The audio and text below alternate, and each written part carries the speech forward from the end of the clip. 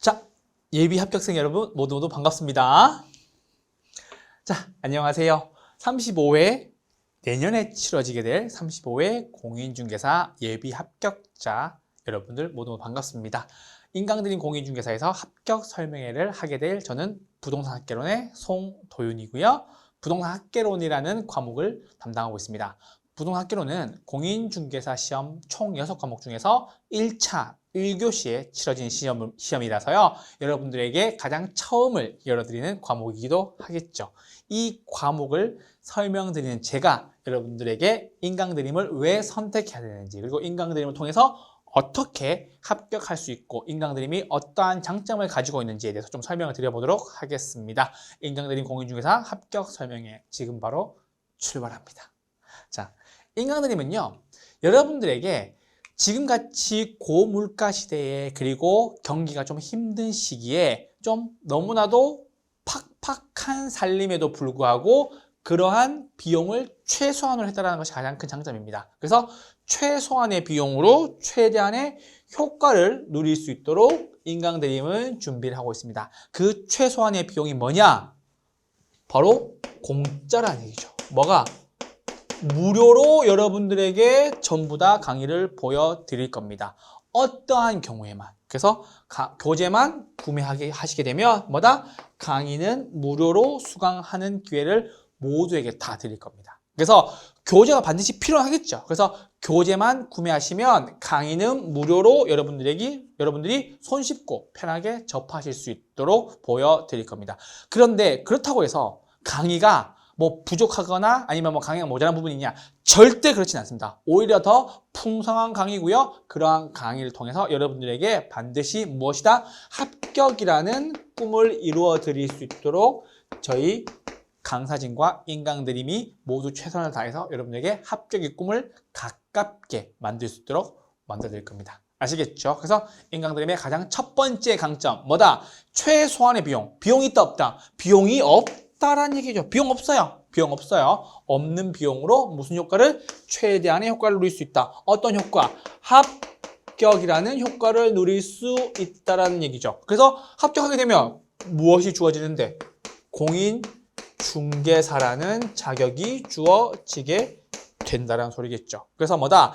교재만 구매하시게 되면 뭐다? 모든 강의를 무료로 수강하실 수 있다는 장점이 있습니다. 아시겠죠? 그래서 인강드림은 뭐다? 최소한의 비용으로 최대한의 효과를 누릴 수 있다는 것이 인강드림의 첫 번째 장점이 되겠어요. 아시겠죠, 여러분? 그래서 인강드림을 선택을 통해서 여러분들이 이렇게 좀 팍팍하고 좀 경제 상황이 어려울 때 뭐예요? 열심히 공부해서, 부동산 공부해서 지금 자격증을 따놓으시면 뭐예요? 이 경기의 저점을 찍고 다시 반등할 때 공인중개사라는 이 자격증이 여러분들에게 무엇이 될 것이다? 반드시 도움이 될 것이다 라는 얘기예요. 아시겠죠? 그래서 공부는 여러분 지금 하셔야 돼요. 왜 지금 하셔야 되냐면 지금 경기가 어렵고 좀 부동산 경기가 좀 팍팍하다라는 이 시기에 공부에 준비를 해주시면요, 다시 반등하고 저점 찍고 올라갈 때 그때 여러분들이 공인중개사로서 많은 부동산 시장에서의 기회와 경험을 쌓으실 수 있을 거란 얘기예요. 아시겠죠? 그래서 경험 쌓으시고 이제 돈 벌 수 있는 거, 돈 벌 수 있을 시기에 여러분들과 함께 반등하려면 반드시 지금 공인중개사 자격증을 따두시는 게 유리하다는 얘기예요. 공인중개사 자격증은요, 여러분들이 아는 것보다 훨씬 더 쓰임새가 많습니다. 그래서 여러분들에게 공인중개사로서 할 수 있는 중개와 그리고 부동산 시장을 읽는 눈까지 여러분들 함께 드릴 거예요. 그래서 공인중개사로서의 역할도 하게 되겠지만 부동산 시장에 대한 어떤 전반적인 이해와 부동산 시장을 헤아리고 그거에 대한 정보를 통해서 내가 뭐다? 수익을 창출할 수 있는 구조까지 보는 눈을 알려드리는 게 바로 뭐예요? 학개론이에요. 아시겠죠? 그래서 첫 번째 과목이 부동산 학개론은 뭐 하는 거다? 돈을 버는 방법. 그렇죠? 현명한 투자자로서 부동산 시장을 헤아리는 방법도 알려줄 겁니다. 그래서 우리에게는 뭐가 필요하다? 공인중개사 자격증이 반드시 필요하다는 얘기예요. 그래서 합격이라는 요 약속을 드리도록 하겠습니다. 아시겠죠? 자, 두 번째.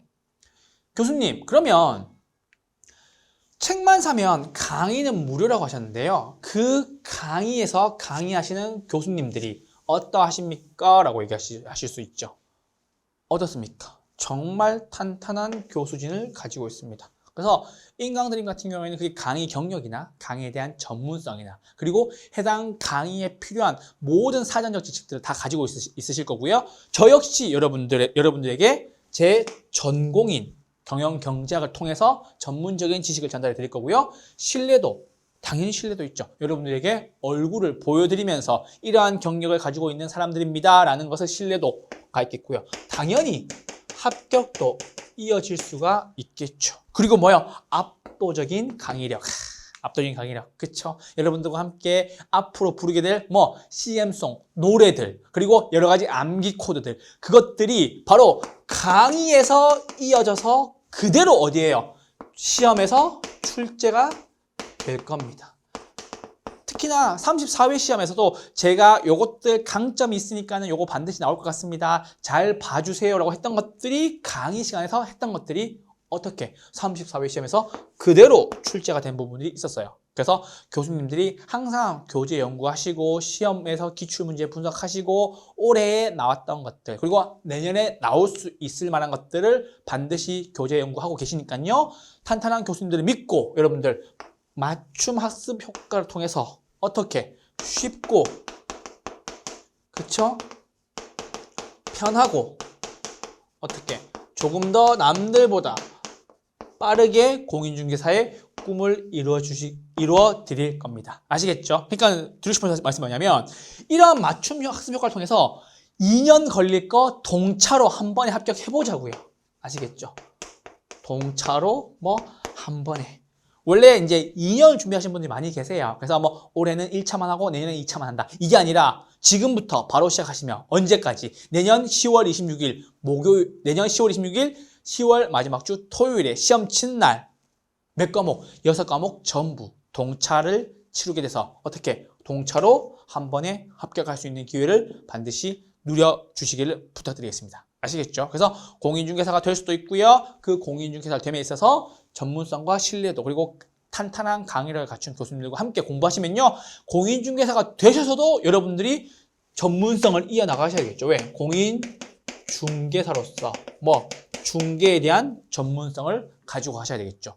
최근에는요, 여러분들 더욱더 많은 전문성과 신뢰도를 요구하는 업이 되어가고 있어요. 그러다 보니 그러한 전문성과 신뢰도를 풍부하게 갖춘 분들이 뭐예요? 여러분들의 공인중개사가 되는데 꿈을 이룰 수 있게 도와주시겠죠.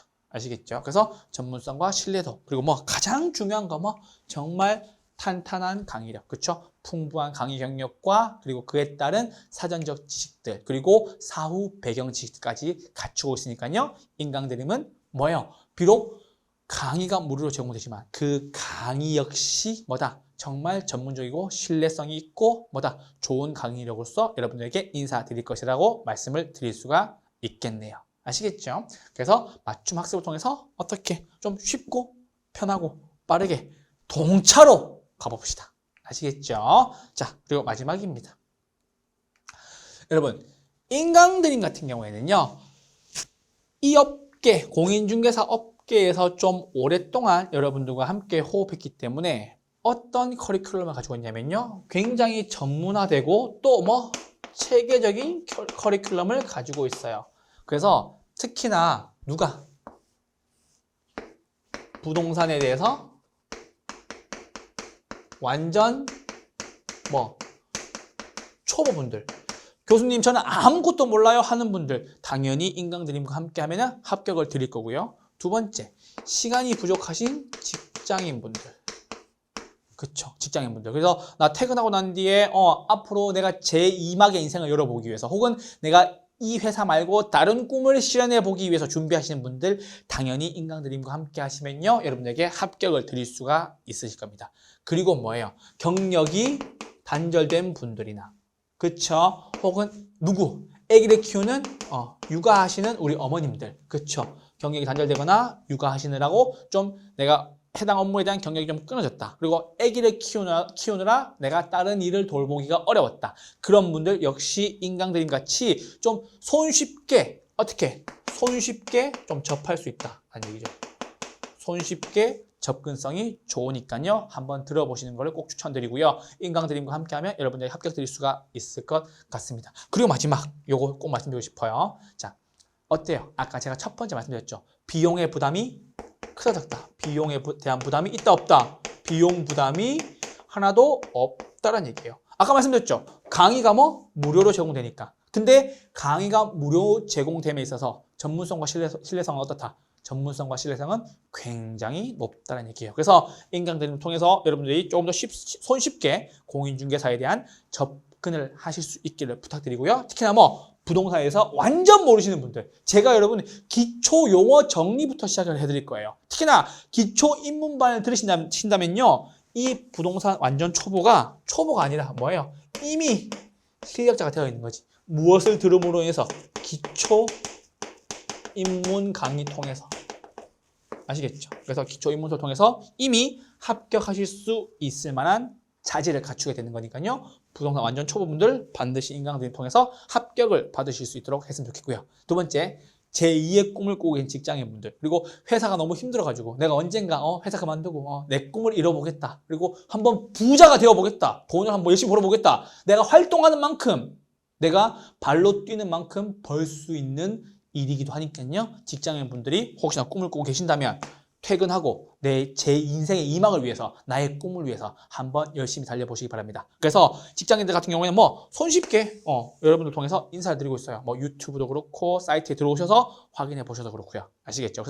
그래서 인강드림 이렇게 치시면 바로 나오니까요. 손쉽게 접하실 수 있으실 겁니다. 그리고 특히나 말씀드렸죠? 경력이 좀 단절되신 분들이나 특히나 또 아기 키우는 어머님들, 제 주변에 이제 아기 막 이제 키운다고 회사 좀 그만두고 이렇게 경력이 단절된 분들 좀 있어요. 그래서 친구들 중에 좀 있어가지고 이렇게 물어보면 공인중개사 어떠니? 라고 물어보고 있거든요. 그래서 어떠니? 라고 얘기한다면은 여러분들 좀 손쉽게 배울 수 있는 부분이 있다고 말씀을 드리면서, 또 반드시 공인중개사 자격증을 따고 공인중개사가 아니라 여러분들이 부동산을 보는 시장의 눈을, 부동산을 보는 시각이 한층 더 업그레이드 되실 거라는 것을 저는 확신합니다. 왜요? 제가 학개론 가르칠 거니까요. 아시겠죠? 그래서 직장인과 경력이 단절되신 분들, 특히나 애기 키우느라고 약간 경력이 단절돼서 내가 제2의 꿈을 무엇을 꿀 수 있는지, 내가 다시 사회로 나갔을 때 이 사회 활동에 대해서 어떤 꿈을 꿀 수 있는지 분들 꼭 반드시 저와 함께 하시면 되겠습니다. 아시겠죠? 그리고 비용 부담도 있다 없다. 비용 부담도 없으니까요. 그게 인강드림의 가장 큰 장점이라고 말씀을 드렸어요. 아시겠죠? 그래서 여러분들과 함께 이렇게 인강드림이 왜 여러분들에게 합격이라는 선물을 드릴 수 있는지에 대한 설명을 좀 드렸어요. 어때요? 저 보고 하시니까 좀 신뢰가 가시나요? 좀 잘생겼잖아. 좀 깔끔하게 생겼잖아요. 그렇죠? 그래서 그 깔끔하게 생긴 만큼 부동산 학개론 뭐예요? 첫 번째 과목, 1차 과목의 첫 번째 과목 역시 여러분들에게 깔끔하게, 그리고 명쾌하게, 그리고 넘치는 열정과 에너지로 설명을 드릴 것을 약속을 드리면서요, 반드시 우리에게 가장 중요한 건 무엇이다? 초보자도 합격시킬 수 있도록 제가 지금 드리는 이 시점에서 처음부터 언제까지 2024년 10월 26일까지, 이게 시험 날이거든요. 10월 마지막 주 토요일, 시험 마지막 주 토요일까지 제가 최선을 다해서 여러분들에게 합격이라는 꿈을, 그리고 공인중개사라는 명예를 얻을 수 있도록 최선을 다해서 여러분들을 지도하고, 그리고 가르치고, 함께 호흡하고 수업하도록 하겠습니다. 그 꿈을 위해서 제가 여러분들에게 가장 큰 동반자로서, 그리고 여러분 꿈을 응원하는 교수님으로서 부동산 학개론 가르칠 것을 어떻게 드립니까? 여러분들에게 약속드리겠습니다. 인강드림 공인중개사를 통해서 여러분들에게 합격이라는 선물을 드릴 수 있는 기회를 함께 해보고 싶습니다. 인강드림에서 뵙도록 하겠습니다. 저는 부동산 학개론의 송도윤이었고요. 인강드림 공인중개사에서 뵙도록 하겠습니다. 인강드림에서 봬요. 자, 예비 합격생 여러분 모두 반갑습니다. 자, 안녕하세요. 저는 인강드림 공인중개사에서 부동산 학개론을 강의하게 될 송도윤이라고 합니다. 자, 이 생기초 특강은요, 여러분들이 부동산 학개론이라는 과목을 공부를 함에 있어서 부동산 학개론은 이러한 것이다 라는 것을 여러분한테 조금 더 실전적으로 와닿게, 편하게, 그리고 현실적으로 쓰는 용어들을 통해서 제가 설명을 드릴 겁니다.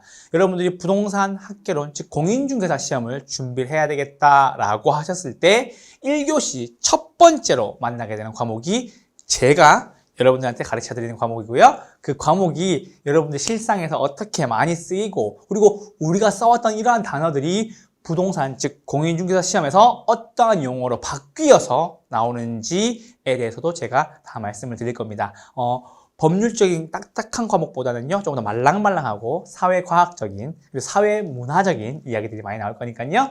부동산 학개론 너무 어렵게 생각하지 마시고요. 생기초 특강을 통해서 여러분들이 요런 내용이구나 라고 배우시고, 또 그 생기초에서의 좀 체력도 기르시고 문제도 볼 줄 아시고 설명을 통해서 여러분들한테 가장 와닿도록 친절하고 다정하게 설명을 드리도록 하겠습니다. 여러분들과 함께 부동산 학개론, 그리고 저 도윤쌤의 부동산 학개론 지금부터 출발합니다.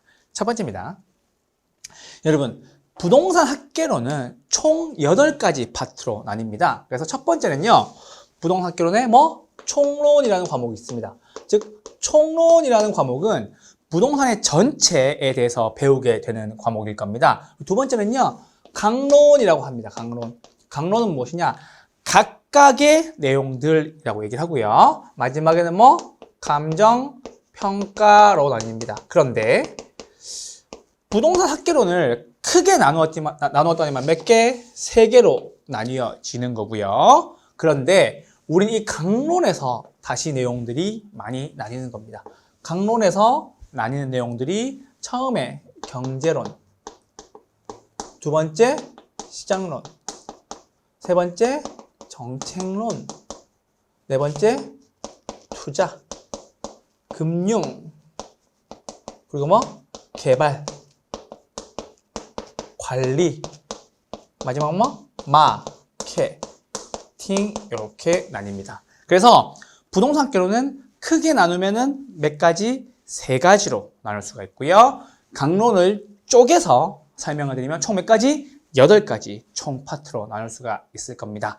부동산 총론 같은 경우에는 단순 암기 내용을 통해서 오늘 여러분들과 함께 할 거고요. 그리고 수요와 공급이 중심이 되는 경제론, 그리고 부동산 시장이 어떻게 움직이는지를 배우는 시장론, 그리고 부동산 시장에서 어떠한 정책을 통해서 부동산이 운영되고 있는지를 배우는 정책론까지 배우시고 나면은 이제 그 부동산에 대해서 투자를 하기 시작하고, 그 투자를 통해서 남한테 돈을 빌려 올지 내 돈을 쓸지에 대한 금융론을 배우게 될 거고요. 그리고 그 부동산을 개발하고 관리하고 마케팅을 하게 되는 겁니다. 그리고 마지막으로 부동산을 가치를 평가하는 감정평가라고까지 나눌 수가 있겠어요. 그래서 부동산 학개론은 총 몇 가지? 3가지 파트로 나뉘어지는 거고요. 조금 더 상세히 쪼개자면은 몇 가지 파트? 총 8가지 파트로 나뉘게 될 겁니다. 여러분들이 이 부동산 학개론에 대해서 이러한 틀을 가지고 있구나라는 걸 처음에 아실 수 있도록 설명을 드렸던 거예요. 아시겠죠? 그래서 저와 함께 이제 공부하다 보면 점수는 두려워할 필요가 없다. 두려워할 필요가 없다. 왜? 점수는 자연스럽게, 편안하게, 익숙하게 나올 거니까요. 아시겠죠? 그래서 쉽게 배우고 자신 있게 익히고 잘 푸는 문제. 그런 거 통해서 여러분들이 반드시 부동산 학개론만큼은 걱정 뚝 하실 수 있도록 제가 설명을 드릴 겁니다. 그 내용을 믿으시고요. 이렇게 나뉘는 거다라는 것만 알고 이 페이지에서 요거 하나만 크게 3가지, 자세하게 몇 가지? 8가지. 부동산 학개론 나뉜다 라고 생각해 주시고 출발하면 되겠습니다. 자, 그럼 우리는 이제 앞으로 부동산 학에 대한 총론 한번 생기초 통해서 한번 보도록 하겠습니다. 제가 생기초에서 여러분들 말씀을 드릴 거는요. 생기초에서 많은 걸 배울 필요가 있다 없다. 배울 필요가 없다. 다만 중요한 것은 생기초에서 가장 기본적인 개념들을 보되 당장의 점수로 연결되실 수 있도록까지 생기초를 해드릴 겁니다. 왜냐? 생기초에서도 가장 자주 나왔던 거, 그리고 문제가 나올 만한 것들, 그리고 부동산의 학개론에서 가장 중요한 내용들을 뽑아서 여러분들께 가장 쉽고 편하게 표로 정리하여 드리는 거거든요. 그래서 그 내용들 반드시 유념하시고요. 부동산 학개론 이제 지금부터 본격적으로 출발하도록 하겠습니다. 첫 번째는요, 부동산 학의 총론입니다. 자, 총론 파트에서는요, 처음에 뭐에 대해서 배운다? 처음에 배우는 게 무엇에 대해서 배운다? 부동산에 대한 개념에 대해서 배우는 겁니다. 자, 부동산에 대한 개념은 크게 2가지로 나뉩니다. 그래서 첫 번째 복합부동산이랑 두 번째 뭐? 복합 개념의 부동산. 요렇게 두 가지 파트로 나뉩니다. 그래서 처음에 뭐? 복합 부동산! 이렇게 나뉩니다. 두 번째 뭐? 복합 개념의 부동산이라고 나뉩니다. 자, 여러분한테 좀 쉽게 설명해보죠. 교수님, 부동산의 개념은 몇 가지가 있습니까? 두 가지가 있습니다. 무엇과 무엇? 복합 부동산이랑 또 뭐? 복합 개념의 부동산. 이렇게 두 가지 파트로 나뉩니다. 자, 그런데 우리 그 얘기 한번 해보죠. 복합 부동산에 대한 정의를 보시면 토지와 건물이 결합되어 일체로 이용되고 있는 경우의 부동산을 뭐? 말한다 라고 나와 있습니다. 그 말은 뭐냐면 복합 부동산이란 말이 무엇과 무엇의 결합이다? 땅과 뭐? 건물의 결합이다 라는 거예요. 즉 그 말이 무슨 말이냐면 요게 뭐? 토지 위에 뭐가 올라온다? 건물 이렇게 올라온다라는 거죠. 그래서 이렇게 두 개가 붙어 있는 걸 뭐라 그런다? 복합 부동산이라고 얘기를 합니다. 자, 이해되셨죠? 그래서 무엇과 무엇의 결합이다? 토지와 건물의 결합이다라는 게 복합 부동산이라는 거죠. 이해되셨어요? 뭐라고? 토지와 건물이 일체로 이용되고 있는 경우의 부동산. 어떻게 돼서? 결합되어서라고 나와 있죠. 맞아요. 그게 뭐? 복합 부동산이라고 하시면 됩니다. 무엇과 무엇의 결합? 토지와 건물의 결합을 복합 부동산이라고 한다라고 해주시면 되겠습니다. 자, 그럼 우리 쉬운 설명 한번 곁들여 보죠. 여러분 혹시 여러분이 아파트에 살고 계시다면 혹시 그 아파트 건물에 상업시설이 들어와 있는 경우가 있나요? 경우가 있죠. 자, 봅시다. 교수님, 저희 아파트에는요 1층부터 3층까지는 뭐예요? 상가고요 4층부터는 뭐예요? 주거용 시설로 쓰게 되는 겁니다 라고 하는 거죠. 맞아요. 그래서 뭐 1층부터 3층까지는 뭐가 쓴다? 상가가 쓰고 있고 4층부터는 뭐다? 집이 산다는 거죠. 4층부터 뭐 15층까지라고 하죠. 아파트니까 산다 이렇게 봤었을 때 우리는 이것을 무슨 아파트라고 얘기합니까? 무슨 아파트? 주거와 상가가 같이 있다고 하니까 무슨 아파트? 주상 복합 아파트라고 얘기하죠. 주상 뭐? 복합 아파트라고 얘기하죠. 그쵸? 주상 복합 아파트지 주상 복합 개념의 아파트라고 얘기하지 않죠. 맞아요. 그러니까 뭐 주거도 있고 뭐도 있다? 상가도 있는 두 개가 뭐? 결합되어 어떻게 이용한다? 일체로 이용하고 있기 때문에 뭐다? 주상 복합이라고 얘기를 한다. 우리 복합 개념이란 말 있다 없다? 개념이란 말 있어요 없어요? 없다라는 거죠. 왜? 요거의 개념은 법률적, 경제적, 기술적 개념이니까요. 그래서 뭐라 그런다? 복합 아파트라고 얘기한다. 주거와 주거시설과 상업시설이 붙어 있으니까 뭐? 주상 복합. 그쵸? 토지와 건물이 결합되어 붙어 있으니까 뭐? 그냥 복합. 그쵸? 그래서 복합 부동산입니다 라고 해주시는 게 뭐예요? 토지와 건물이 결합되어서 일체로 이용되고 있는 경우의 부동산을 말한다 라고 나오는 겁니다. 되셨죠? 그래서 이거는 부동산 활동상의 개념으로서 뭐예요? 일괄적으로 평가하는 거예요. 그 말은 뭐다? 같이 평가한다. 똑같이. 원래 땅은 땅대로 거래할 수 있습니까? 거래할 수 있다 없다? 있다. 한국은 할 수 있죠. 한국하고 일본만 땅과 건물을 따로 거래할 수 있어요. 그래서 한국은 할 수 있다 없다? 할 수 있다라는 거죠. 따로 거래 가능합니다. 따로 거래 가능합니다. 건물만 따로 거래할 수 있습니까? 따로 거래할 수 있습니다. 그러니까는 토지 위에 건물이 있어도 땅만 사고 팔 수 있고 뭐도 건물만 사고 팔고 할 수도 있다라는 거예요. 그러다 보니 이게 붙어있는 경우도 있다 없다? 붙어있는 경우도 있다. 그때는 우린 그걸 뭐라 그런다? 복합부동산이라고 한다라는 거죠. 뭐처럼? 주상복합처럼. 아시겠죠? 주거와 상가시설이 결합되어 하나의 일체로 이용되고 있는 아파트. 뭐? 주상복합 아파트. 그래서 뭐? 복합 아파트. 개념이란 말이 있다 없다? 개념이란 말은 붙지 않는다라는 게 복합부동산이라는 거예요. 자, 두 번째. 요게 중요합니다. 여기에 하나 체크.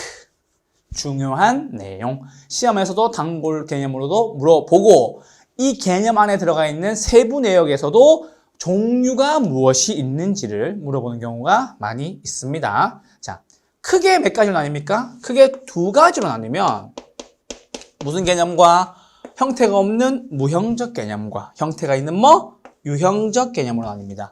무엇으로 나뉜다고요? 복합, 이제 복합 부동산이죠. 복합 개념의 부동산이죠. 복합 개념의 부동산. 맞아요. 크게 두 가지로 나누면 두 가지로 나누면 무엇과 무엇? 무형과 유형. 그쵸? 형태가 없는 무형과 형태가 있는 유형. 이렇게 나뉘는 거고요.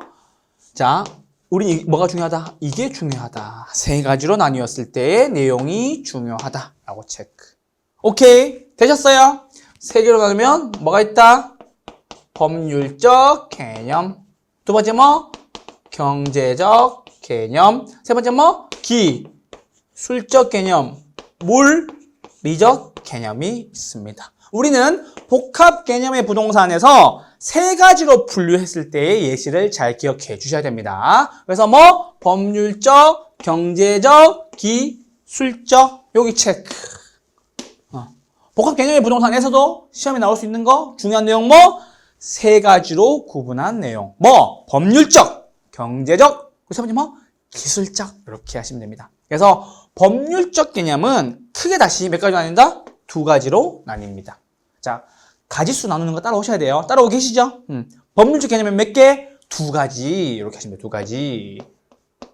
자, 그래서 복합 개념의 부동산은요, 크게 유형적 개념과 무형적 개념으로 두 가지로 나뉠 수가 있고요. 세 가지로 나눈다면 법률적 개념과 경제적 개념과 기술적 개념 세 가지로 나눌 수가 있겠네요. 그래서 첫 번째는 법률적 개념은 다시 몇 가지? 두 가지로 나눌 수가 있는데 협의의 부동산과 광의의 부동산에서로 나눕니다.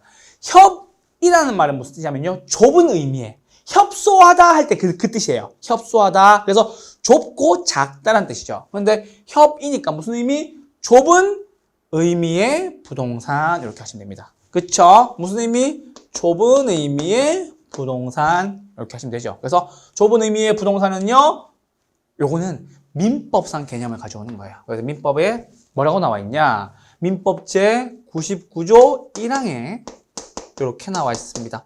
토지 및 그 정착물이다 라고 나와 있어요. 뭐가? 민법상 협의의 부동산의 개념으로서. 됐어요? 오케이? 그래서 협의의 부동산의 개념으로서는 뭐다? 토지 및 그 정착물 여기에 체크해 줘야 되겠죠. 됐어요? 자, 그럼 이제 넓을 광, 우리 광역시 할 때 그 광자. 광역시 하시는 분들 대전광역시, 광주광역시, 대구광역시, 울산광역시, 부산광역시. 그쵸? 그렇게 있는 것들. 그 광의의 부동산. 무슨 의미? 넓을 광자, 넓을 광자. 넓을 광자. 그쵸? 우리 그 서울 빼고 광역시들 있죠. 그래서 광역시. 넓은 의미의 부동산. 그러면 이 넓은 의미의 부동산은 뭐예요?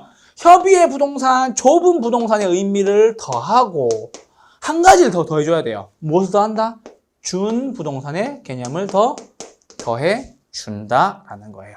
그래서 이 준 부동산은 밑에 가서 다시 배울 거니까 자체의 의미만으로 중요하니까 일단 체크 하나 해드릴게요. 그래서 넓은 의미의 부동산은 무엇과 무엇의 합이다. 우리가 방금 배웠던 좁은 의미의 부동산. 이게 뭔데요? 민법상 토지 및 그 정착물. 어디에 나와 있는데? 민법 제99조 1항에. 그쵸? 더하기. 무슨 부동산? 준 부동산. 그러면 이 준 부동산은 부동산이에요? 부동산이 아니에요? 부동산이 아니다. 왜? 준 부동산이니까. 그쵸? 부동산이다, 부동산이다. 부동산은 아니지만 부동산에 준하는 성격을 가지고 있다라고 해줘야 되겠죠. 부동산이가 부동산이 아니라고. 부동산이 아니라고. 근데 얘는 왜 부동산에 준하는 성격을 가지고 있느냐라고 얘기를 하신다면 첫 번째는요, 저당권의 개체가 되기도 하고요. 들어두세요, 일단. 감정평가의 대상이 되기도 하고요. 마지막 뭐? 중개 대상물이 되기도 합니다. 이러한 성격들이 있어요. 자, 설명을 드릴 겁니다. 중개 뭐? 대상물. 대상물로서의 성격이 있다, 없다? 있다. 요거 세 가지가 부동산에 준하는 성격의 포인트가 되는 거예요. 그래서 저당권의 객체라는 것은 무슨 말이냐? 맡기고 돈 빌릴 수 있다라는 얘기죠. 뭐라고? 맡기고 돈 빌릴 수 있다. 예를 들어서 자, 준부동산의 가장 큰 예 중에 하나가 뭐가 있냐면 뭐가 있어요? 자동차가 있어요. 여러분, 자동차 담보대출 받죠? 자동차를 담보로 맡기고 뭐 깐다? 근저당권을 깔고 뭐해요? 돈 빌릴 수가 있죠. 저당권의 객체라는 거지. 됐어요? 뭐 저당권 깔고 돈 빌릴 수 있다. 그게 뭐?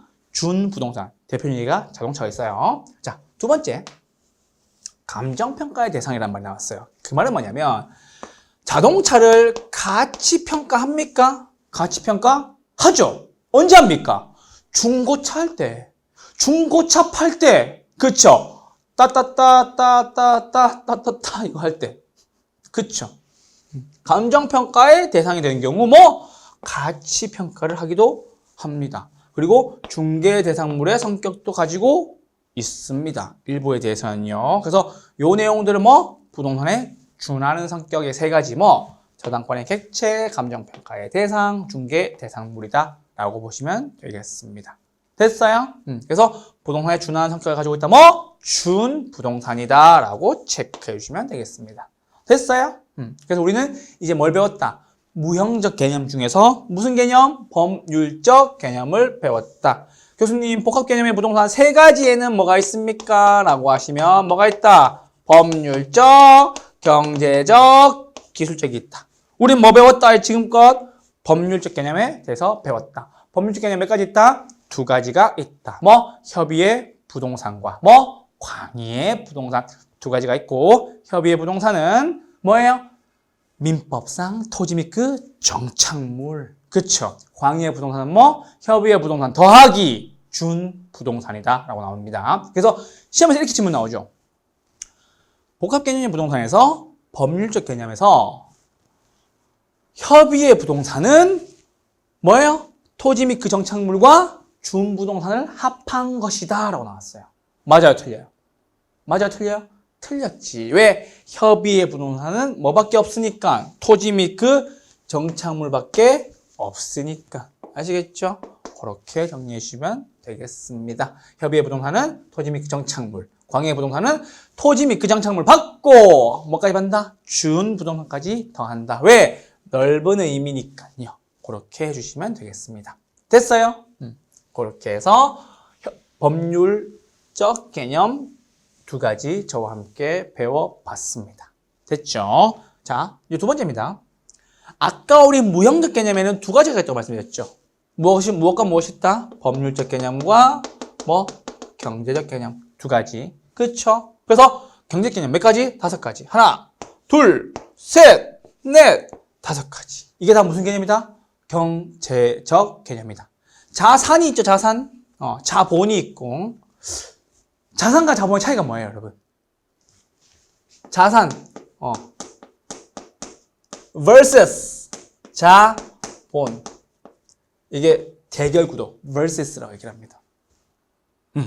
그래서 자산과 자본의 차이가 뭡니까? 자산은 뭐고 자본은 뭡니까? 자산은 뭐예요? 내 돈 더하기 뭐? 부채도 있으면 자산인 거고요. 자본은 뭐다? 자본은 뭐다? 내 돈만 이렇게 하시면 되죠. 자산은 뭐만? 내 돈만 이렇게 해주시면 되겠습니다. 그래서 큰 개념은 어디가 크다? 자산이 더 크겠죠. 그러니까 정리 한번 해드리면 자산은 뭐다기 뭐다? 자본 더하기 뭐? 부채이다. 이렇게 정리하시면 됩니다. 그래서 자본은 뭐다? 내 돈. 그쵸? 부채는 뭐다? 빚. 이렇게 하시면 되죠. 됐어요? 그게 합쳐서 뭐? 자산. 이렇게 하시면 되죠. 그럼 이렇게 물어볼 수 있지. 야, 너 자산이 어느 정도 되니? 이렇게 물어볼 수 있죠. 야, 나 자산이 얼마? 나 자산 10억이야. 이렇게 얘기해요. 자산 10억. 그쵸? 근데 여기는 무엇과 무엇이 있는 거죠? 자본과 또 무엇이 있다? 부채가 있죠. 우리는 이 자본에 똑같은 말로 뭐라고 씁니까? 지분이라고도 씁니다. 왜? 내 돈이니까. 그래서 이렇게 물어볼 수가 있죠. 야, 너 거기 자산이 10억인 건 알겠는데, 그 부동산 자산이 10억인 건 알겠는데, 그 중에서 너의 지분이 얼마나 되니? 라고 얘기할 수 있습니다. 그 말은 뭐예요? 너의 돈, 네 돈이 얼마가 들어가 있는데? 라고 물어볼 수가 있겠죠. 그럼 보세요. 자산이 10억에서 50%면 얼마 들어간 거예요? 내 돈 얼마? 내 돈 5억 들어갔다라고 하시면 되겠죠. 야, 거기 지분 절반밖에 안 돼. 얼마 들어갔다는 얘기예요? 5억 들어갔다는 얘기죠. 나머지는 뭐? 부채란 소리겠죠. 됐어요? 그래서 뭐다? 자산은 뭐다? 자본과 부채의 합이다. 됐어요? 자본은 뭐다? 내 돈, 내 돈. 됐어요? 부채는 뭐다? 빚. 그래서 여러분 자산과 자본의 개념을 정확하게 구분해서 쓰셔야 됩니다. 아시겠죠? 오케이? 그래서 자산은 산 같은 큰 거니까 얼마? 10억. 본은 작은 거. 산이 아니잖아. 부도 뭐? 작은 거. 그쵸? 자산 큰 거 얼마? 10억. 자본 내 돈 얼마? 5억. 부채 남의 돈 얼마? 5억. 이렇게 해서 본, 부를 더하면 뭐가 됩니까? 자산이 된다라는 거겠죠. 구분해서 개념 쓰셔야 돼요. 그래서 자산은 뭐다? 자본 더하기 부채다 라고 하시면 되고, 자본은 뭐다? 내 돈. 아시겠죠? 뭐? 내 돈. 요거를 자본이라고 해주시면 되겠습니다. 자, 세 번째. 생산 요소라고 나옵니다. 요게 생산의 3요소에서 함께 하시면 되는데, 자, 생산의 3요소에 크게 3가지가 있죠. 뭐예요? 토지, 또 뭐? 노동, 마지막 뭐? 자본. 요게 뭐다? 생산의 3요소로서 생산 요소도 무슨 개념에 속한다? 경제적 개념에 속한다 라고 해주시면 되겠습니다. 됐어요? 그래서 경제적 개념 뭐? 생산 요소도 경제적 개념입니다 라고 해주시면 됩니다. 자, 네 번째 뭐? 소비재. 소비재 나와 있죠. 자, 이 소비재는 무엇이냐? 자, 우리 지문이 이렇게 나온 적 있어요. 기출 지문에. 토지는 생산재는 맞지만, 생산 요소는 맞지만, 소비재는 아니다. 라고 나왔어요. 자, 우리 아까 방금 제가 뭐예요? 토지는 생산의 3요소 중에 하나다 하니까 O가 맞죠? 근데 소비재는 아니다. 맞아, 틀려요? 틀렸지. 소비재로서도 쓰죠. 언제 씁니까? 뭐? 광, 지로서 쓸 때 토지는 뭘로도 쓴다? 소비재로도 쓴다라는 거예요. 아시겠죠? 뭐 관광지, 제주도 이런 데 가보시면 제주도 죄다 여러분들 뭐 보러 가는 거예요? 제주도의 아름다운 풍경, 그쵸? 그리고 우도 이런 데 가시잖아요. 그거 다 뭘로 쓰는 거예요?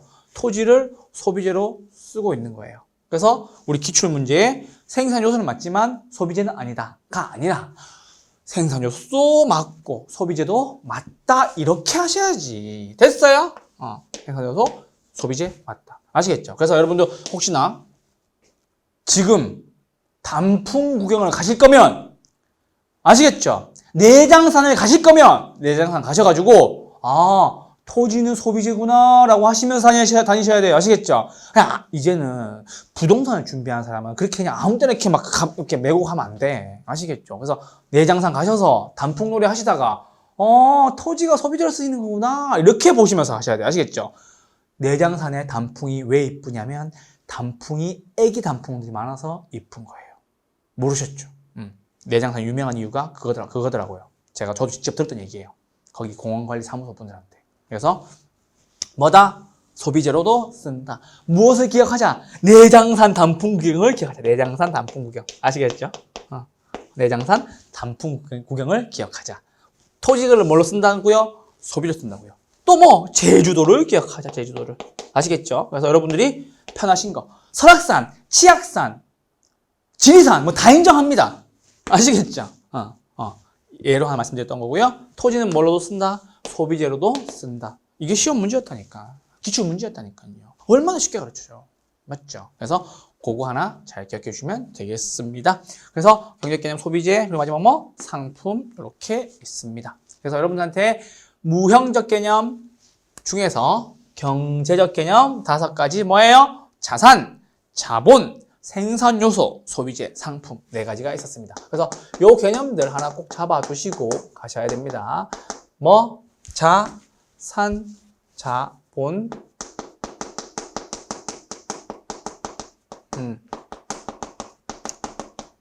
생산 요소, 소비재, 상품 요거 5가지. 아시겠죠? 그래서 뭐? 산, 본, 생, 소, 상 이렇게 하시면 됩니다. 그래서 다 시어 하시면 돼요. 시어. 그리고 하나는 뭐? 자, 본이 있다 이렇게 하시면 됩니다. 무슨 생소상? 산본, 생소상. 혹시 저기 그 금천 쪽에 사시는 분들에게 지명 이름이에요. 산본, 생소상. 아시겠죠? 경제개념 5가지 뭐? 산본, 생소상. 왜 이 말씀을 드리냐면 밑에 내려와 보시면 압니다. 자, 우리 유형적 개념에 무슨 개념이 있다? 기술적 개념이 있습니다. 뭐? 환경, 자연, 위치, 공간 요 4가지 개념이 있고요. 요 4가지 개념에서 뭐예요? 환경, 그쵸? 환경에서 자연에서 자, 위치에서 위, 공간에서 간 이렇게 하시면 됩니다. 자, 그럼 봅시다. 이제는 경제적 개념이 아니라 뭐? 기술적 개념입니다 라고 하시면 되는데 기술적 개념에 4가지가 있어요. 그래서 뭐? 환경, 뭐? 자연, 뭐? 위치, 공간 이렇게 하시면 되는데 이 환경, 자연, 위치, 공간 중에서 이거를 앞 글자를 따서 잘못 외웠을 경우에 무엇이 함정 카드로 발동을 한다? 자연이 함정 카드로 발동할 수가 있다라는 거죠. 왜? 자연 자산이 자산 자본이니까 봐봐 나도 실수하잖아. 그렇게 해서 안 돼요. 아시겠죠? 뭐 자산 자본이 무슨 개념이다? 경제적 개념이다. 왜? 둘 다 돈이잖아. 돈. 이거는 뭐 내 돈 더하기 남 돈. 이거는 뭐 내 돈. 맞죠? 여기 돈이 있어요, 없어? 돈이 없죠. 그러니까 뭐 기술적 개념이다라고 하시면 되겠지. 우리 이거를 기술적 개념은 무엇과 같으냐면요. 물리적 개념과 같다라고 하시면 됩니다. 무엇과 같다? 물리적 개념과 같다. 무슨 개념이? 기술적 개념은 물리적 개념과 같고 4가지 뭐가 있다? 환경, 자연, 위치, 공간이 있다라는 거죠. 아시겠죠? 그래서 봅시다. 자, 잘 보세요. 이제 한 번에 이제 여러분 머릿속에 들어갑니다. 자, 경제적 개념은 돈 2가지죠. 돈 2가지 맞죠? 돈 2개, 돈 개념 2개. 이거 뭐? 내 돈 더하기 남 돈. 요거 뭐? 내 돈 했죠. 그리고 생산요소, 소비재, 상품 했던 거예요. 아시겠죠? 돈 2개랑 뭐? 생산요소, 소비재, 상품, 자산 했죠. 그리고 자본만 하나 추가하면 되는데 요건 뭐예요? 기술적 개념으로서 뭐와 같다? 물리적 개념과 같다. 그쵸? 자, 여러분 들어갑니다. 여러분, 기술적 개념이 뭐와 같다? 물리적 개념과 같다. 무엇이? 기술적 개념이 무엇과 같다? 물리적 개념과 같다. 그래서 술이 뭐와 같다? 물 같다. 이렇게 하시면 되죠. 됐어요? 뭐? 술이 뭐 같다? 물 같다. 우리 여러분 왜 이렇게 소주 한 잔 이렇게 착 이렇게 하시는 분은 이렇게 물론 미성년자 드시면 안 됩니다. 안 되는데 이제 성인 되셨던 분들은 소주를 이렇게 탁 해가지고 이렇게 탁 넣으면 이렇게 되게 달게 느껴지는 날이 있죠. 그게 뭐? 술이 뭐 같다? 술술 넘어간다가 아니고 뭐 같다? 아, 술이 물 같다 하시면 되죠. 근데 봅시다. 우리 술을 물처럼 마시면 무엇과 무엇이 환자가 됩니까? 위와 간이 환자가 됩니다. 됐어요? 뭐? 환자.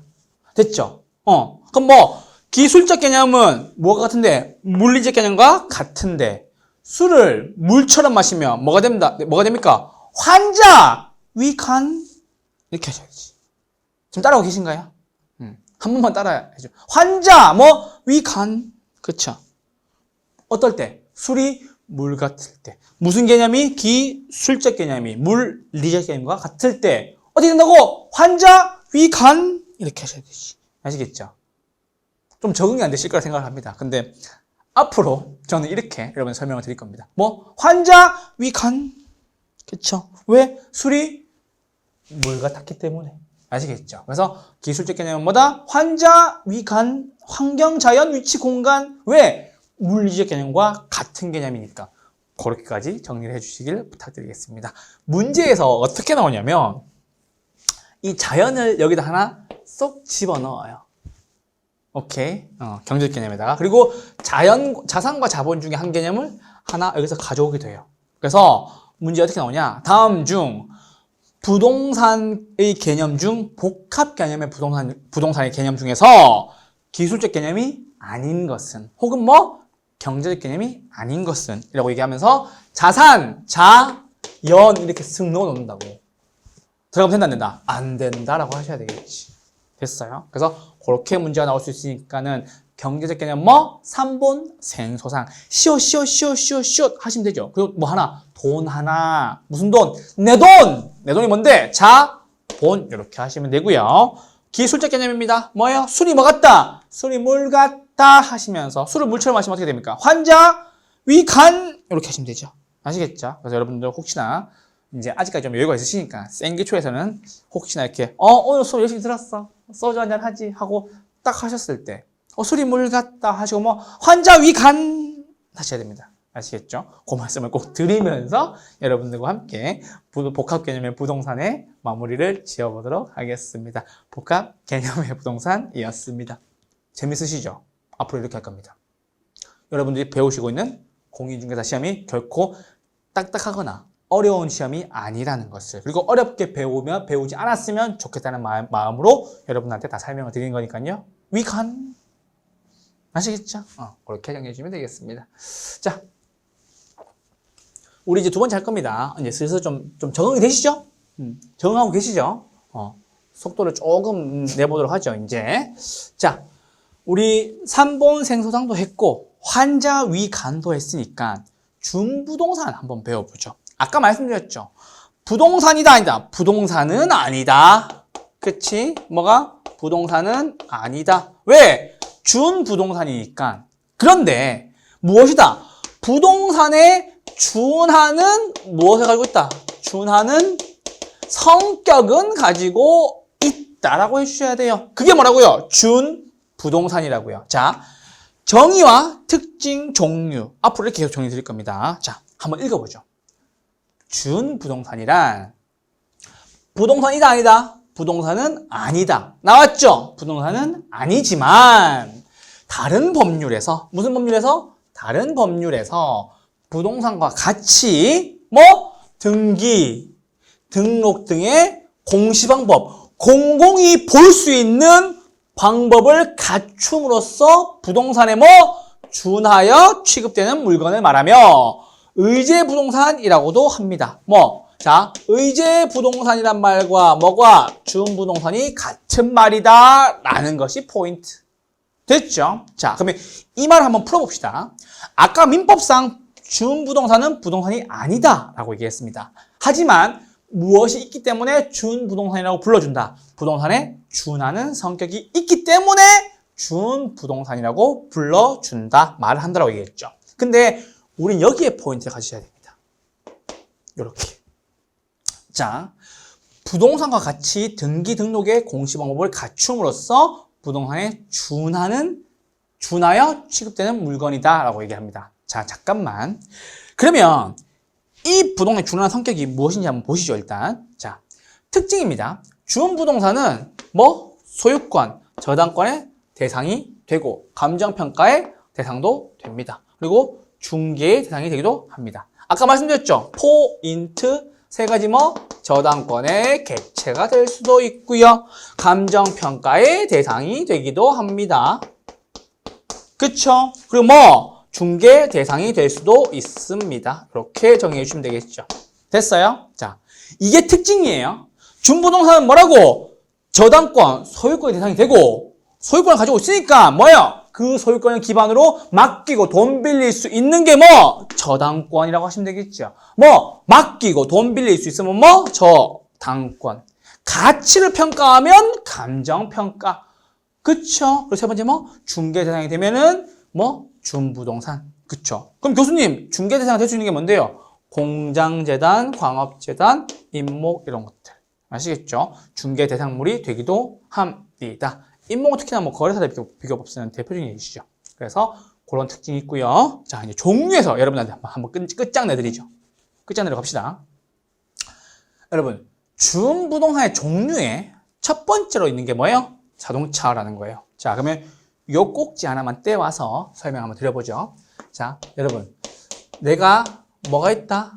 자동차가 있다라는 거예요. 그러면 이 자동차가 있는데, 여러분, 자동차를 사면 무엇을 줍니까? 자동차 뭐? 등록 증을 주죠. 맞아요? 그러면 읽어봅시다. 부동산과 같이 등기 혹은 뭐 등록의 공시 방법을 갖췄다는 거죠. 자, 그럼 봅시다. 자동차는 공시 방법이 뭡니까? 공시 방법이 뭐? 등록증을 통해서 공시를 하는 거죠. 됐어요? 그래서 자동차 등록증을 보시면요, 거기에 소유주가 나와 있단 말이야. 아시겠죠? 차가 뭔지 나와 있단 말이에요. 그게 뭐? 공시 방법으로서 무엇을 쓰는데? 등록을 쓴다고요. 아시겠죠? 자, 그리고 난 뒤에 또 특징이 있죠. 뭐? 소유권, 저당권, 감정평가. 아까 설명드렸을 거예요. 저당권. 차를 가지고 자동차 뭐? 담보대출 받을 수 있습니까? 네, 있죠. 그래서 근저당권을 깔고 뭐예요? 담보로 대출을 받죠. 그게 뭐예요? 저당권의 대상이 되는 거고요. 두 번째 뭐? 감정평가. 이거는 뭐 무수히 많이 받죠. 뭐예요? 가치를 평가받죠. 어디서요? 중고차 거래소에서요. 가치니까 여기 가서 물어보는 거랑 딴 데 가서 물어보는 거랑 가격이 같아요? 달라요? 다르죠. 맞아요. 그래서 중고차 팔 때 뭐 한다고요? 쫙 검색해가지고 각각의 가격이 다 다르니까 뭐예요? 제일 비싸게 팔기 위해서 업체들을 돌아다니시면서 비교를 하게 되는 거죠. 그래서 가치평가한다. 그게 뭐? 감정평가의 대상이 된다라고 해주시면 되겠습니다. 그리고 마지막은 뭐? 자동차는 당연히 중개 대상은 아니지만, 그래서 말씀을 드리면 중개 대상이 될 수 있는 건 뭐? 공장재단과 광업재단과 임목. 요게 뭐예요? 임목. 그래서 등기된 임목 이렇게 하셔야 됩니다. 등기된 임목이 뭐다? 중개 대상이 되기도 합니다. 거래사례 비교법 통해서 이 임목을 거래하기도 합니다. 중개 대상이 되기도 하죠. 공장과 관련된 모든 기반 시설들, 광업, 그쵸? 광산과 관련된 모든 기반 시설들이 다 뭐예요? 중개 대상물이 되기도 합니다. 자동차는 아니겠지만, 그래서 뭐? 자동차를 가지고 등록증은 뭐? 공시방법. 공공이 볼 수 있는 방법. 그쵸? 이거 누구 거다라고 써져 있는 거죠. 그게 뭐? 자동차는 등록. 맡기고 돈 빌릴 수 있고, 가치평가 받을 수 있고, 중개의 대상이 되는 것이 뭐? 공장과 관련된 모든 기반시설, 광산과 관련된 모든 기반시설, 그리고 뭐? 등기된 임목이 중개 대상이 될 수가 있다라고 하시면 되겠습니다. 그래서 준부동산의 종류에 대해서는 한번 보시면요. 제가 설명드렸던 뭐? 자동차. 두 번째 뭐? 건설기계, 항공기. 선박인데, 이건 선박인데 무슨 선박? 20톤 이상의 선박. 좀 큰 것들. 준부동산이고요. 그리고 뭐? 공장과 관련된 모든 시설들. 광산과 관련된 모든 시설들. 물고기 잡을 수 있는 어업권. 어업 활동할 수 있는 광산 캘 수 있는 광업권. 임목 뭐? 무슨 임목? 등기 된 임목. 이라고 해주셔야 됩니다. 그래서 임목, 즉 나무. 이제 나무라고 하면 안 되겠죠? 우리 왜? 중개사를 준비한 사람이니까. 그래서 나무는 명인 방법. 명찰을 달면, 이름표로 달면 뭐가 된다? 수목이지만 등기시키면 뭐가 된다? 임목이 되는 겁니다. 아시겠죠? 그렇게 구분해 주시면 되겠습니다. 우리는 복합 개념의 부동산과 준부동산에 대해서 배웠습니다. 이미 한 문제 나올 수 있을 만한 유력한 후보를 하나 배우신 겁니다. 그래서 복합 개념의 부동산과 뭐? 준부동산이었습니다. 자, 그리고 이제 뒤편으로 넘어오세요. 자, 우린 여러분 이제 여기서 두 번째로 배워야 될 게 뭐냐? 토지 정착물에서도 구분을 해야 됩니다. 무엇으로? 독립된 건지 종속된 건지. 그러면 교수님, 독립된 것은 뭐가 특징입니까? 따로 거래할 수 있고요. 종속 정착물은 뭐? 따로 거래할 수가 있다 없다? 없다. 이렇게 해서 구분하시면 됩니다. 자, 잠깐만 여러분. 정착물은 여러분 크게 두 가지 나뉩니다. 몇 가지로? 두 가지로 나뉩니다. 무엇과 무엇으로? 토지 정착물과 뭐? 부동산 정착물로 나뉜다는 거죠. 됐어요? 이 토지 정착물은 다시 두 가지로 나뉩니다. 뭐? 토지로부터 독립된 정착물인지, 토지로부터 뭐? 종속되어 있는 정착물인지.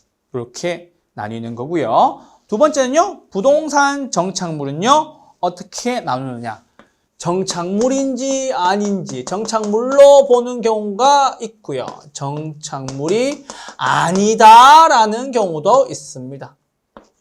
됐어요?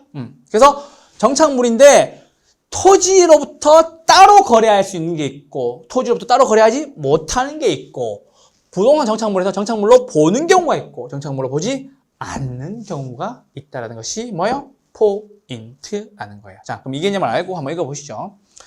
토지 정착물이란 토지 등의 설치 및 부착됨에 따라서 항구적, 오랫동안 연구를 똑같은 말이죠. 항구적으로 결합 및 사용되는 것이 일반화된 뭐 토지의 계량물이다 라고 해주시면 되겠어요. 이해됐어요? 그래서 요거는 크게 뭐로 나누는데 독립과 무엇으로? 종속으로 나누는데 독립됐다라는 말이 나왔으니까 이게 뭐예요? 독립된 부동산으로 취급합니다 라는 거예요. 됐어요? 그래서 독립정착물이 하나 별표 체크. 교수님 몇 개가 있는데요? 4개가 있습니다. 아름답다 아름다워. 너무 아름다워. 자, 요 4가지 뭐? 독립정착물. 그러니까 따로 떼서 팔 수 있는 거 몇 가지라고요? 4가지라고요. 아시겠죠? 무엇인데 봅시다. 건물. 제가 아까 말씀드렸죠. 대한민국에서 부동산은 토지와 무엇을? 건물을 따로 거래할 수 있다 없다? 따로 거래할 수 있다 없다? 있다라는 거죠. 토지는 누구 거? 내 거. 예를 들어 뭐 이렇게 봅시다. 토지는 뭐? 교수님 거 이렇게 제 거 이렇게 하고 건물은 누구 거? 수강생분들 거, 우리 합격 수강생분들 거 이렇게 다룰 수 있습니까? 다룰 수가 있죠. 뭐 가져가실래요? 제가 땅. 여러분 뭐? 건물. 아시겠죠? 나중에 바꿔주세요. 됐죠? 토지는 누가? 내가. 건물은 뭐? 가져가세요.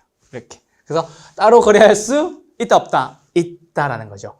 그걸 얘기하는 거예요. 그래서 이게 되게 유명한 판례인데 신축 중 건물도 포함이 된다. 무엇이 있으면? 기둥이 있고 지붕이 있고 외벽이 요거 3개만 완성되어 있으면 신축 건물인 경우에도 독립정착물로서 토지와 따로 거래할 수 있다 없다? 따로 거래할 수 있다라고 해주시면 되겠습니다. 됐죠? 자, 두 번째 명인 방법을 갖춘 수목 이렇게 나왔어요. 자, 명인 방법을 갖춘 수목이다. 두 번째 뭐? 등기된 임목이다. 자, 명인 방법 체크. 명인 방법 체크. 명인 방법. 명인 방법. 교수님 명인 방법이 뭐예요? 이렇게 하시면 설명드려보죠. 명찰. 우리 명찰 알죠? 명찰. 명찰. 여기 이름 써놓는 거. 이게 뭐냐? 이름표를 붙여놓는 거. 이름표를 붙여 내 가슴에 확실한 사랑의 도장을 찍어. 그쵸? 그게 뭐? 명인 방법. 명인 방법 뭐라고? 이름표를 붙여 놓는 거라고요. 오케이? 이름표를 붙여 내 가슴에. 그쵸? 이게 뭐? 명인 방법. 그쵸? 그래서 명인 방법을 갖춘 수목. 나무에, 이런 나무에, 이렇게 된 나무에, 그림이 안 이쁘네요. 이 나무에, 좀 빵실빵실하게 했어요. 빵실빵실하게. 이 나무에 내가 뭐라고 써놨다? 내 거다. 송도윤 이렇게 써놓은, 송도윤 이렇게 써놓은 거예요. 송도윤 거 이렇게 써서 명찰 이렇게 걸어 놓은 거예요. 요게 뭐? 명인 방법을 갖춘 수목. 내 거! 이렇게, 내 거. 내 이름! 이렇게 써놓은 거지. 뭐? 이름표를 붙여 내 가슴에. 어디 가슴에 붙였어요? 나무에. 그렇죠. 이게 뭐? 명인 방법인 거예요. 우리는 명인 방법을 갖춘 나무를 명인 방법을 갖춘 뭐? 수목이라고 이야기를 합니다. 무엇이라고요? 명인 방법을 갖춘 수목. 이렇게 정리해 주시면 됩니다. 자, 이해됐죠? 두 번째. 여기 체크. 등기된 임목. 임목. 자, 임목이면 임목. 자, 임목인데, 자, 이건 뭐? 등기를 해놓는 거예요, 등기. 이거, 이렇게. 뭐 하는 건데? 등기시켜 놓은 거예요. 오케이? 기록을 등재했다고, 올려놨다고. 그러면은, 등기시킨 거는 뭐다? 임목이다. 자, 교수님, 같은 나무 아닌가요? 네, 같은 나무 맞죠? 자, 근데, 급이 다른 거지. 자, 같은 나무여도, 이름표를 썼다. 명인 방법을 갖춘 뭐? 수목이라고 이야기를 하고요. 기록을 등재해서 등기하면 뭐라 그런다? 입목이라고 이야기를 합니다. 아시겠죠? 그래서 명칭이 다른 거예요. 명인 방법을 갖춘 수목, 등기된 입목. 아시겠죠? 우리 이제 중개사를 보실 분들이니까 앞으로 산에 가시면 뭐예요? 명인 방법을 갖춘 수목인지 이게 등기된 임목인지 구분해서 보실 줄 알아야 되겠지. 그래서 얘는 이름표를 달아놓은 거고 얘는 이름표 장부가 따로 있는 거고 그렇게 보시면 되겠죠. 됐어요? 이름표를 달아놓은 거. 이름표의 장부가 기록서가 따로 있는 거. 아시겠죠? 그래서 명인 방법을 갖춘 수목, 등기된 임목이었습니다. 세 번째. 명인 방법을 갖춘 미분리 과실. 자, 요거랑 함께 설명을 해보죠. 자, 여러분 혹시 이렇게 사과나무, 이렇게 사과나무가 있어. 사과가 이렇게 사과가 있어. 오케이? 그럼 여기다 쓰는 거지. 이렇게 송도유 이렇게 쓰는 거지. 송도유 이렇게 쓰는 거지. 누구 거? 내 거. 이렇게 하죠. 명인 방법을 갖춘 뭐? 미분리 과실. 아직 따지 않은 미분리 뭐? 과실. 아직 따지 않은 뭐? 미분리 과실. 요거 누구 거? 송도윤 거. 그쵸? 뭐? 미분리 과실. 무엇은 갖추었다? 이름표를 붙여 내 가슴에. 그쵸? 무엇은 했다? 이름표는 붙였다. 확실한 사랑의 도장을 찍어. 그쵸? 그래서 도장 찍었나요? 명인 방법을 갖춘 미분리 과실이었습니다. 됐어요? 잘하고 있죠, 여러분? 잘 듣고 있죠? 재밌죠, 일단? 재밌어야 돼. 공부는 재밌어야 돼요. 저도 되게 즐겁게 하거든. 그래서 뭐? 명인 방법을 갖춘 미분리 과실이라는 거죠. 자, 네 번째. 정당한 권원에 의해 타인 토지에서 경작 재배하고 있는 농작물. 즉, 정당한 권리에 의해 타인 토지에서 재배하고 있는 농작물. 자, 봅시다.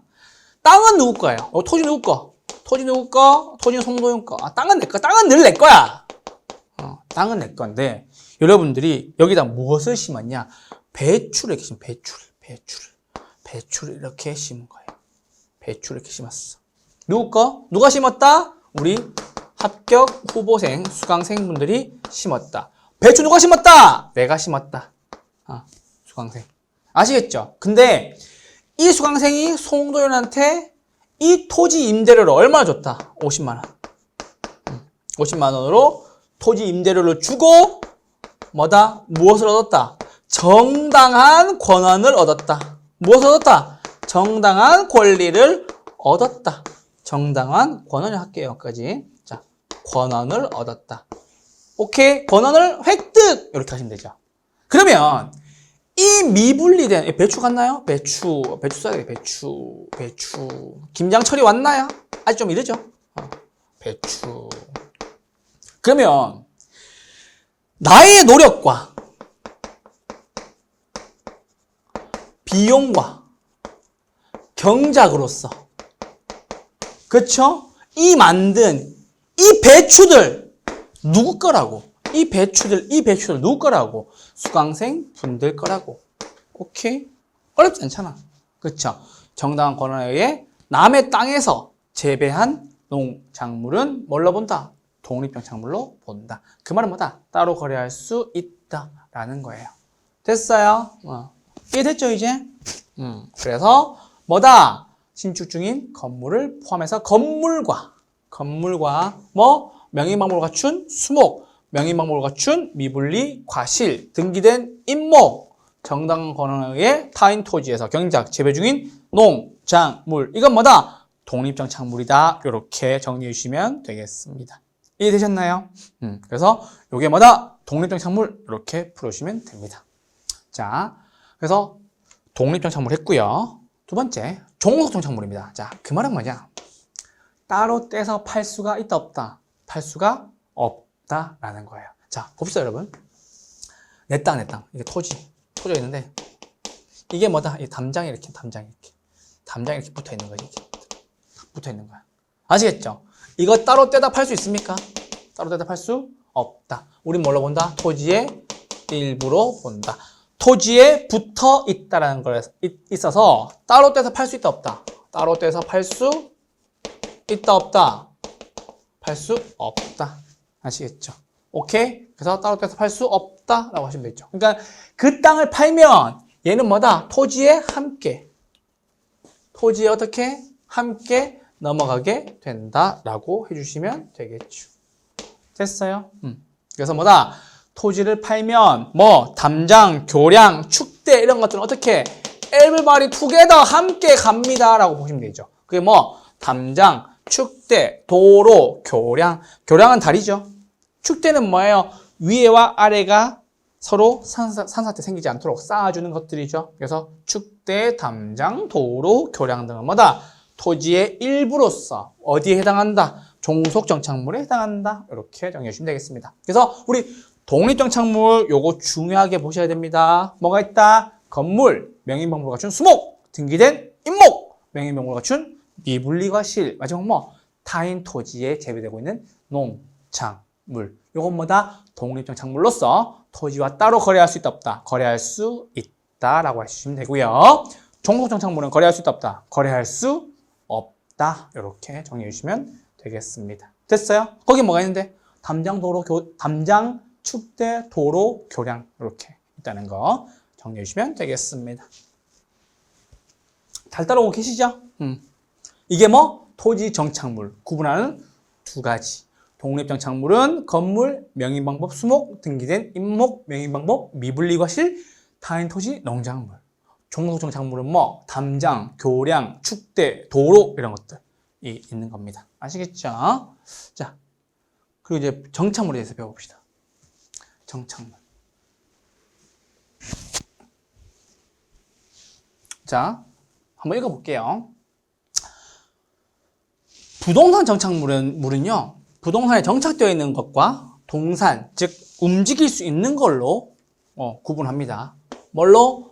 부동산 정착물과 움직일 수 있는 걸로 구분하는데, 자, 정착물로 보는 거 봅시다. 자연식생. 특별한 노력이 있어 없어? 특별한 노력이 없어. 그냥 내버려 두는 거야. 관리한다 안 한다? 관리 안 한다. 다년생 식물. 이건 뭐예요?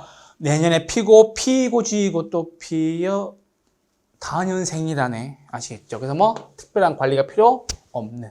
또 나오지. 매년 경작을 요하지 않는 나무. 그러니까 뭐다? 이거에 대한 공통점 뭐다? 노력이 많이 필요하다 필요 없다? 필요 없다라는 거지.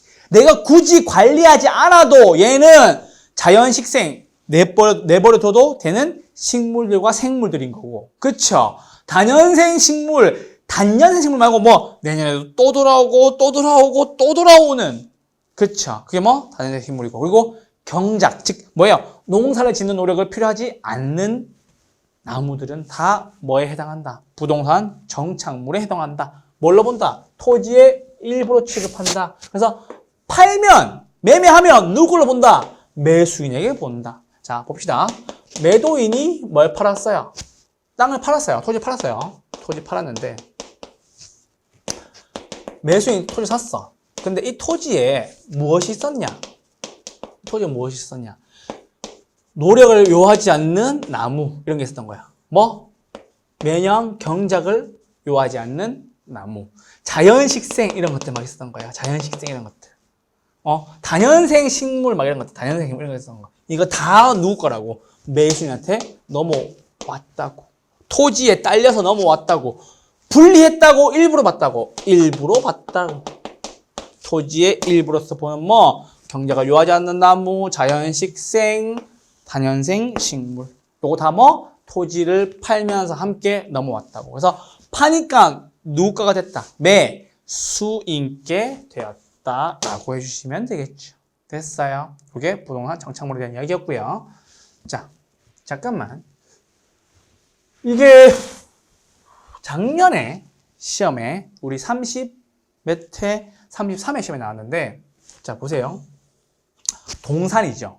움직일 수 있는 재산. 어떻게 취급한다고요? 독립적으로 취급한다고요.